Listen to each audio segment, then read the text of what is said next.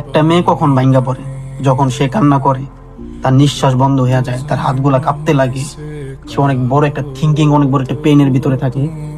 ঠিক তখন সামনে থাকা মানুষটা তাকে বলে, তুমি এত নাটক করো কেন? হ্যাঁ, কোথায় কোথায় এত কান্না করো কেন? বন্ধ করো এইসব। কেন তুমি এত নাটক করে এত বিরক্ত কেন আমার করো? তুমি কান্না করা ছাড়া কি আর কিছু করতে পারো না তুমি? একটা মেয়ের কান্নার সময় তার চোখের পানিগুলা যখন পড়ে, কান্না করতে করতে একটা মেয়ের হাত কাঁপতেছে, একটা মেয়ে থিঙ্কিং আইসা পড়ছে, মেয়েটা নিঃশ্বাস বন্ধ হয়ে যেতেছে, মেয়েটা নিঃশ্বাস নিতে পারতেছে না, মানে মেয়েটা আর কিছুক্ষণ পরে মেয়েটা সেন্সলেস হয়ে যাবে। ওই সময় যখন তার সামনে থাকা মানুষটা, তার প্রিয় মানুষ, তার শখের পুরুষ, যখন এই মেয়েটাকে এইভাবে বলে, বন্ধ করো এইসব নাটক, এসব ফালতু নাটক না আমাকে প্রতিদিন দেখাবা না। কেন নাটক করো এত? বন্ধ করো, বিরক্ত, তুমি একটা বিরক্ত, আমি তোমার সাথে আর থাকতে চাই না, প্লিজ মাফ করো আমারে। তখন একটা মেয়ে আসলে শেষ হয়ে যাবে।